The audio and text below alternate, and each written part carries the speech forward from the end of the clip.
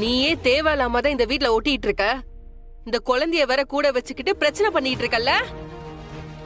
வந்ததும் சரியில்லை, நான் பெத்து வளர்த்ததும் சரியில்லை.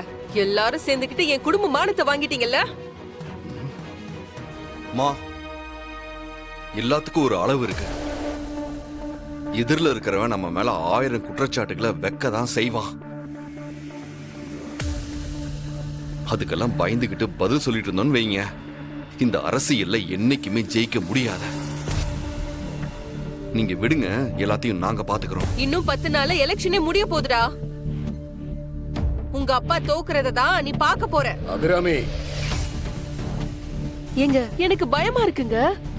நீங்க எலெக்ஷன்ல ஜெயிக்கணும்னா அவகிட்ட சொல்லி இந்த குழந்தைய எங்கேயாவது கொண்டு போய் விட்டுற சொல்லுங்க. இல்லனா நடக்கிறது வேற. தியா, ஏய் பதில் சொல்லிட்டு போடி. ஏய்,